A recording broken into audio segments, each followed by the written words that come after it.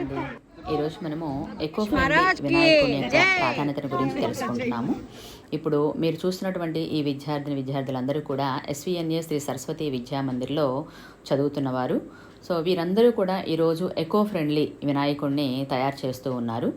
So ఎందుకు మనం eco friendly వినాయకుడిని మనము తయారు చేసుకోవాలి ప్రత్యేకంగా అని చూసినట్లయితే, ఇప్పుడు మనం చాలా చోట్ల వినాయక చవితి సందర్భంగా పెద్ద పెద్ద విగ్రహాలను పెట్టి పూజలు చేసి వాటిని తీసుకొని వెళ్ళి నదుల్లో కలుపుతూ ఉన్నారు. అయితే ఈ పెద్ద పెద్ద విగ్రహాలని ప్లాస్టర్ ఆఫ్ ప్యారిస్తో తయారు చేస్తున్నారు. వాటికి అనేకమైనటువంటి కెమికల్స్ని వాటికి యాడ్ చేయటం వల్ల ఇవన్నీ తీసుకొని వెళ్ళి నదిలో కలిపినప్పుడు ఆ నదిలో ఉండేటువంటి వాటరు పొల్యూట్ అయిపోతూ ఉన్నది.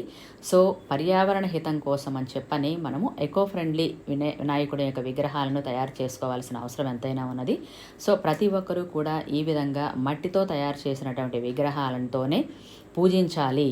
సో దానివల్ల మన యొక్క పర్యావరణము పరిరక్షించుకోవచ్చు అనేటటువంటి కాన్సెప్ట్లో భాగంగానే మేము ఈరోజు మా పాఠశాలలో ఈ ఎకో ఫ్రెండ్లీ గణేష్ని తయారు చేయించడం అనేటిది మన పిల్లలందరి చేత కూడా చేయించడము, వాళ్ళకి ఈ పర్యావరణం పట్ల అవగాహన కల్పించడం అనేది ముఖ్య ఉద్దేశము.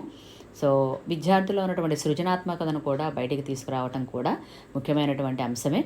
సో దీని ద్వారా విద్యార్థుల్లో ఒక క్రియేటివ్నెస్ అనేది డెవలప్ అవుతూ ఉంటుంది.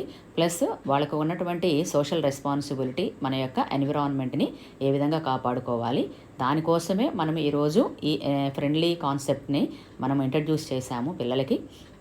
ఆ విషయం పట్ల అవగాహన అనేది వాళ్ళు పెంచుకొని, సో అది వాళ్ళ పేరెంట్స్కి, మళ్ళీ వాళ్ళ చుట్టుపక్కల ఉన్నటువంటి ప్రజలందరికీ కూడా ఈ కాన్సెప్ట్ని వాళ్ళు తెలియచేసి వాళ్ళల్లో కూడా ఒక మంచి అవేర్నెస్ని తీసుకురావాలి అనే ఉద్దేశంతో ఈ కార్యక్రమాన్ని రూపొందించడం జరిగింది.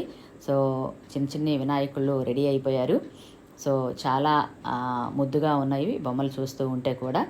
సో అందులో ఆ బొమ్మను గమనించినప్పుడు వారిలో ఉన్నటువంటి క్రియేటివ్నెస్ మనకు కనిపిస్తూ ఉంది. ఒక్కొక్కళ్ళు ఒక్కొక్క విధంగా ఆకారాలను తయారు చేశారు. చిట్టిపొట్టి వినాయకులు రెడీ అయిపోయారు. సో వీళ్ళందరూ కూడా పూజకు సిద్ధంగా ఉన్నారు. మన విద్యార్థులందరూ కూడా చాలా చక్కగా, చాలా అందంగా కూడా వాళ్ళు ఈ బొమ్మల్ని తయారు చేశారు. సో వాళ్ళ పేరెంట్స్ కూడా ఈ బొమ్మలను చూసినప్పుడు చాలా హ్యాపీగా ఫీల్ అవుతారు. సో పిల్లల్లో కూడా ఈ విద్యార్థుల్లో ఉండేటటువంటి ఈ అవగాహనని మనము పెంపొందిస్తూ వాళ్ళకి కూడా ఈ పర్యావరణం పట్ల వారి యొక్క సామాజిక బాధ్యతను గుర్తు చేస్తూ పర్యావరణ పరిరక్షణకి తమ వంతు కృషి చేయడానికి విద్యార్థులు కూడా ముందుకు రావటానికి మనం ఒక అవకాశాన్ని కల్పించినట్లుగా ఉంటుంది. కాబట్టి ఇటువంటి కాన్సెప్ట్ని రూపొందించడం జరిగింది.